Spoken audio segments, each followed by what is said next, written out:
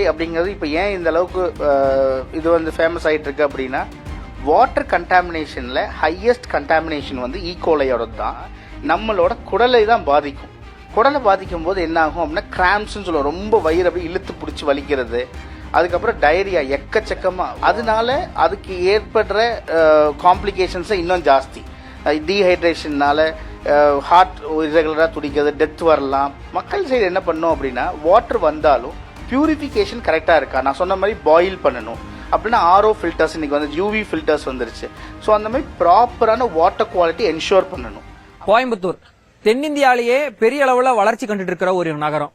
பெங்களூர், சென்னைக்கு அப்புறம் IT companies அதிகமா கவனம் செலுத்தக்கூடிய ஒரு நகரமா இருக்கிறது. ஸ்மார்ட் சிட்டில நல்லா பர்ஃபார்ம் பண்ணிருக்கக்கூடிய ஒரு நகரம், ஒரு சேஃபஸ்ட் சிட்டி. இந்த மாதிரி பாசிட்டிவான விஷயங்கள்ல வந்துட்டு இருந்த கோயம்புத்தூர் சமீபத்துல மத்திய தலைமை கணக்கு தணிக்கையாளர் சிஏஜி வெளியிட்ட ஒரு அறிக்கை அதிர்ச்சிகரமா இருந்திருக்கு. என்ன விஷயத்துல அப்படின்னா, சுகாதாரம் சார்ந்த ஒரு விஷயத்துல ரொம்ப ஒரு சங்கடத்தை ஏற்படுத்தக்கூடிய ஒரு விஷயமா ஒரு தகவலா அதுல சொல்லியிருக்காங்க. கோவை ரயில் நிலையத்துல குடிக்கிற தண்ணியில ஈகோலை அப்படிங்கிற ஒரு பாக்டீரியா கலந்திருக்கிறதா அந்த அறிக்கையில சொல்லியிருக்காங்க. சேலம் கோட்டத்தில் இருக்கக்கூடிய ரயில் நிலையங்கள்லயே முதன்மையான ஒரு ரயில் நிலையம்னா அது கோயம்புத்தூர் ரயில் நிலையம் தான். கிட்டத்தட்ட 60,000க்கும் மேற்பட்ட பயணிகள் அடிக்கடி பயன்படுத்தக்கூடிய ஒரு ரயில் நிலையம், அதாவது தினமும் பயன்படுத்தக்கூடிய ஒரு ரயில் நிலையம்னா அது கோயம்புத்தூர் ரயில் நிலையம் தான். அந்த ரயில் நிலையத்துல குடிக்கிற தண்ணியில ஈகோலை அப்படிங்கிற ஒரு பாக்டீரியா கலந்திருக்கு அப்படிங்கறத அந்த அறிக்கையில சொல்லியிருக்காங்க. ஈகோலை பாக்டீரியா அப்படின்னு சொல்லி ஏதோ ஒரு பெருசா சொல்லிக்கிட்டே இருக்கீங்களா அப்படின்னா என்ன அப்படின்னா, மனித கழிவுகள்ல இருந்து ஜெனரேட் ஆகக்கூடிய ஒரு பாக்டீரியா அது குடிக்கிற தண்ணியில கலந்திருக்குது அப்படிங்கிற ஒரு விஷயம் ரொம்ப வேதனையும் அதிர்ச்சியும் கொடுக்குதுன்னே சொல்லலாம். கிட்டத்தட்ட பாலக்காடு, கோயம்புத்தூர் ரயில் நிலையம், இன்னும் 2 ரயில் நிலையங்கள்லயும் இந்த பிரச்சனை இருக்கு. இதை உடனடியா கவனத்துல வச்சு இதுக்குரிய நடவடிக்கை எடுக்கணும் அப்படிங்கறத அந்த குழுவும் சொல்லியிருக்காங்க. ரயில்வே பொறியாளர்கள் அவங்க கிட்ட விசாரிச்ச போது என்ன சொல்றாங்க அப்படின்னா, முக்கியமா வாட்டர் கூலர்ஸ்ல இருக்கக்கூடியதுல தான் இந்த ஈகோலை பாக்டீரியா கலந்திருக்குது அப்படிங்கறது அந்த அறிக்கையில சொல்லியிருந்தாங்க. அதாவது வாட்டர் பைப் லைன்ல அந்த மாதிரி விஷயங்கள்லயும் குறிப்பிட்டு சொல்லுவாங்க. அந்த மாதிரி வாட்டர் கூலர்ஸ்ல இந்த ஈகோலை பாக்டீரியா கலந்திருக்குது அப்படின்னு சொல்லியிருக்காங்க. ரொம்ப நாளா தண்ணி இதுல வச்சு கண்டாமினேஷன்லயே இருந்ததுனால இந்த மாதிரி பிரச்சனை வரும் அப்படிங்கறத சொல்றாங்க.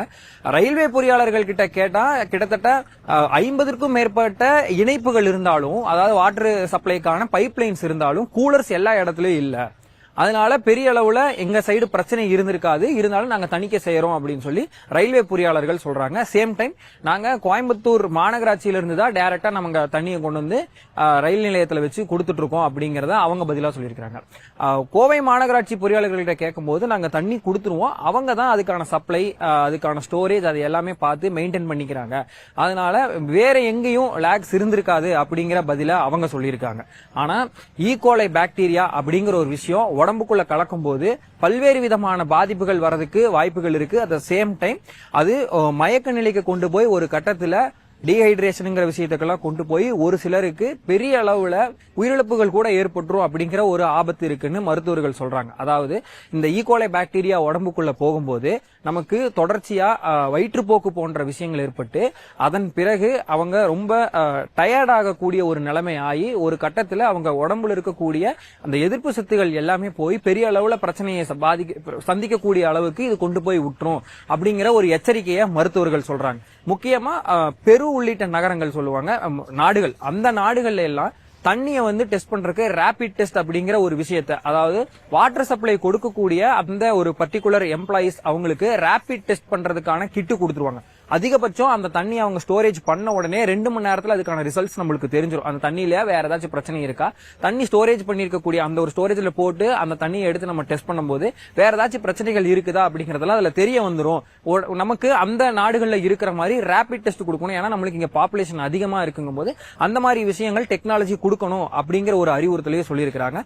இதை தாண்டி வேற என்னென்னலாம் பண்ண வேண்டியது இருக்கும், இதை எப்படி நம்ம கண்டுபிடிக்க முடியும், அதாவது டாக்டர்ஸ் கிட்ட நம்ம கேட்கும் போது என்ன சொல்றாங்க அப்படின்னா, இதை நம்ம டேஸ்ட் பண்ணி பார்க்கும் போதோ இல்ல கலர்லயோ நம்ம தெரிஞ்சுக்க முடியுமா அப்படின்னு கேட்டபோது, தண்ணி இதை டேஸ்ட் பண்ணி பார்க்கும் போதோ அந்த நேரத்திலயோ நம்ம இதை கண்டுபிடிக்கவே முடியாது, பாக்டீரியாஸ் நம்ம எளிதில் கண்ணில் பாத்திர முடியாத அளவுக்கு தான் எப்பவுமே கலந்துருக்கும். அப்படி இருக்கும்போது இதை வந்து நிறத்திலேயோ சுவையிலையோ நம்ம கண்டுபிடிச்சிட முடியாது அப்படிங்கிற ஒரு விஷயத்தையும் சொல்லியிருக்காங்க. நம்ம குடிக்கிற தண்ணியிலேயே அதுவும் அன்றாடம் அதிகப்படியான மக்கள், எளிய மக்கள் பயன்படுத்தக்கூடிய ஒரு இடத்துல இந்த மாதிரி ஒரு பிரச்சனை இருக்குது அப்படிங்கிறது ஒரு ஐ ஓபனராகவே நம்ம பார்க்க வேண்டியதா இருக்கு.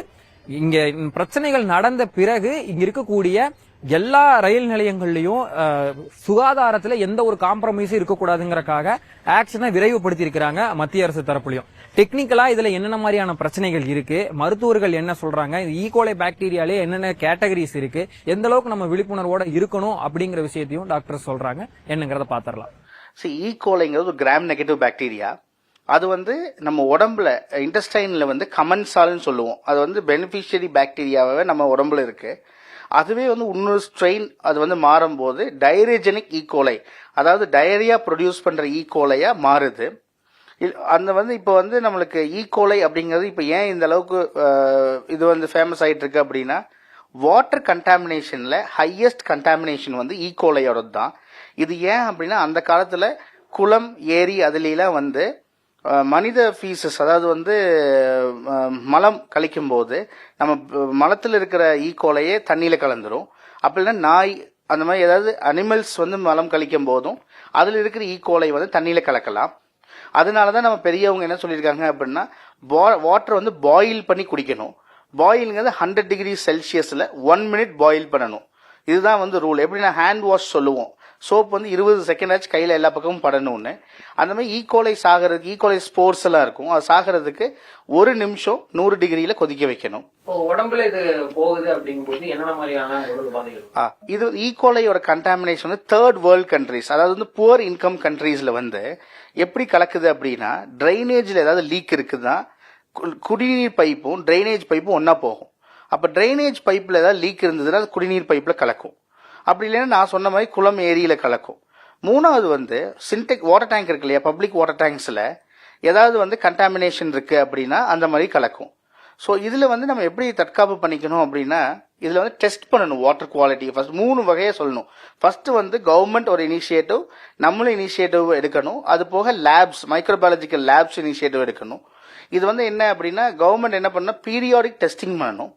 அப்போ கல்ச்சர் கிட்னு இருக்கு. இப்போ என்ன நம்ம உடம்புல இப்போ எங்க நோய் இருந்தாலும், யூரின் இன்ஃபெக்ஷன் இருந்தாலும், த்ரோட் இன்ஃபெக்ஷன் இருந்தாலும் ஸ்வாப் எடுத்து யூரின் எடுத்து கல்ச்சர் பண்ணுவோம். கல்ச்சர்னா ஒரு மீடியான்னு ஒன்று இருக்கும். அதுல அந்த இது தண்ணி போடும்போது அந்த பாக்டீரியா வளரும். வளரும் போது எவ்வளவு வளருது அப்படின்னு சொல்லுவோம், CFUன்னு சொல்லுவோம். ஸோ இதை பொறுத்தவரை வாட்டர் ஸ்டாண்டர்ட் WHO என்ன சொல்லுதுன்னா, 100 ml எடுத்தா 0 CFU இருக்கணும். ஒரு பாக்டீரியா கூட ஈக்குவலா இருக்கக்கூடாது 100 ml தண்ணியிலன்னு சொல்லுது. ஸோ அதை பீரியாடிக்கா நம்ம கல்ச்சர் டெஸ்ட் பண்ணணும். கல்ச்சர் டெஸ்ட் பண்ணி வாட்டர் குவாலிட்டியை டிட்டர்மின் பண்ணணும். அப்படி வாட்டர் குவாலிட்டி மோசமா இருக்குன்னா குளோரினேட் கரெக்டா பண்ணணும். இன்ப்ராப்பர் குளோரினேஷனும் ரிஸ்க் இன்க்ரீஸ் பண்ணுது. ஸோ இது கவர்மெண்ட் சைடு. மக்கள் சைடு என்ன பண்ணும் அப்படின்னா, வாட்டர் வந்தாலும் பியூரிஃபிகேஷன் கரெக்டா இருக்கா, நான் சொன்ன மாதிரி பாயில் பண்ணணும். அப்படின்னா RO ஃபில்டர்ஸ் இன்னைக்கு UV ஃபில்டர்ஸ் வந்துருச்சு. ஸோ அந்த மாதிரி ப்ராப்பரான வாட்டர் குவாலிட்டி என்ஷூர் பண்ணணும். அப்படி வாட்டர் குவாலிட்டி என்ஷூர் பண்ண முடியல அப்படின்னா பெட்டர் பேக்கேஜ்டு வாட்டர் கூட போய்க்கலாம். வாட்டர் குவாலிட்டி நல்லா இருக்குன்னா பேக்கேஜ் வாட்டர் போயிடலாம். சில இடத்துல பாத்தீங்கன்னா, இப்போ ஒரு ஆப்பிரிக்கா அந்த மாதிரி இடத்துல எல்லாம் பாத்தீங்கன்னா நிறைய வாட்டர் கண்டாமினேஷன் ப்ரோன், பட் ரொம்ப புவர் டெவலப்ட் கண்ட்ரீஸ் அதெல்லாம். அந்த மாதிரி இடத்துல தவிர்க்க முடியாத இடத்துல பெட்டர் பேக்கேஜ்டு வாட்டர் தான் பெட்டர். வாந்தி பேதி இந்த மாதிரி விஷயங்கள் பிரச்சனை வரும் சார். இந்த மாதிரி தண்ணி குடிக்கணும். இந்த மாதிரி தண்ணி குடிச்சா டைரஜெனிக்னு சொன்னலையே முதல்லயே. அப்படின்னா என்ன அர்த்தம்னா, நம்மளோட குடலை தான் பாதிக்கும். குடலை பாதிக்கும் போது என்ன ஆகும் அப்படின்னா கிராம்ஸ்ன்னு சொல்லுவோம். ரொம்ப வயிறு அப்படி இழுத்து பிடிச்சி வலிக்கிறது. அதுக்கப்புறம் டயரியா எக்கச்சக்கமா வைரஸ் மட்டும்தான் ரொம்ப தண்ணியா போகும் டயரியா. ஸோ வைரல் டயரியா மாதிரி ஈகோலை டயரியா பேட் ஸ்மெல்லோட ஒரு கிரீன் கலரா வாட்டரியா போகும். ஸோ இது போக நம்ம கண்ட்ரில ஆல்ரெடி எலக்ட்ரோலைட் லாஸ் ரொம்ப ஜாஸ்தி இருக்கும். அப்ப டயரியா நிறைய போகும்போது ORS எடுக்கணுங்கிற இன்டென்ஷன் நிறைய பேருக்கு இருக்காது. ORSனால இன்னும் அவேர்னஸ் அவ்வளவு போகல. அதனால அதுக்கு ஏற்படுற காம்ப்ளிகேஷன்ஸ் இன்னும் ஜாஸ்தி. டீஹைட்ரேஷன்னால ஹார்ட் இரெகுலரா துடிக்கிறது, டெத் வரலாம், ஹைப்போடென்ஷன் சொல்லி பிபி குறையலாம். ஸோ இந்த மாதிரி நிறைய விஷயங்கள் நடக்குது. வாந்தி அண்ட் வயித்தால போறது ரொம்ப காமன். ஜெனரலா நம்ம எப்படி இது தெரிஞ்சுக்கிறோம் சார்? கலர்ல ஏதாச்சும் சேஞ்சஸ் இருக்குமா, இல்ல டேஸ்ட் பண்ணி பார்க்க? கலர், நிறம், டேஸ்ட் எதுலயுமே சேஞ்ச் இருக்காது. நம்ம கல்ச்சர் டெஸ்ட் பண்ணி பார்த்தா மட்டும் தான் தெரியும். ரேபிட் கிட்ஸ் WHO சில கண்ட்ரியில விட்டுருக்கு. பெருன்னு நான் உங்ககிட்ட சொன்னேன், அந்த மாதிரி கண்ட்ரீஸ்ல விட்டுருக்குது. அந்த மாதிரி டெஸ்ட் பண்ணி பார்த்தா தான் தெரியும். நிறம், டேஸ்ட்ல எதுவுமே தெரியாது. Okay sir. இப்போ வேற என்ன மாதிரியான முன்னெச்சரிக்கை நடவடிக்கையோட இருக்கும்? இப்போ மனித கழிவுகள்ல இருக்கக்கூடிய பாக்டீரியான்னு சொல்றாங்க. இப்போ ரயில்வே ஸ்டேஷன் மாதிரியான விஷயங்கள் இது எப்படி கலந்துக்கிறது? வெறும் மனித கழிவுல இருந்து வரது மட்டும்தான் ஈகோலையா, இல்ல வேற ஏதாச்சும் உயிரினங்களோட கழிவுகளும் இதை கணக்கு? உயிரின கழிவுகளும் வரலாம். மனித கழிவுகள் மட்டும் இல்லாம சில அனிமல்ஸோட கழிவுகள்லயும் வரலாம். ஸோ அதான் சொல்றேன்ல, சேஃப்டி என்ஷூர்மெண்ட் தான் வந்து பண்ணக்கூடிய விஷயம். அதாவது தண்ணி ரொம்ப நேரம் தேங்கி நின்றுச்சுன்னா அதை யூஸ் பண்ணக்கூடாது. இப்போ கூலர்ஸ்ன்னு கேட்டிங்களே, கூலர்ஸ் நிறைய தண்ணி ஊற்றுவாங்க அந்த ஏர் கூலர்ஸில், அந்த தண்ணி தேங்கி நின்றுட்டே இருக்கும். அது வந்து ஆட்டோமேட்டிக்காக கண்டாமினேட் ஆகலாம். ஸோ அந்த மாதிரி வாட்டர் ஸ்டாக்னேஷன் இருந்தாலும் நம்ம மனித கழிவு இருக்கான்னு தெரியாது, டெஸ்ட் பண்ணி பார்த்தா தான் தெரியும். அப்போ வந்து கன்சியூம் பண்ணும்போது அதை வந்து பாயில் பண்ணி குடிக்கணும்.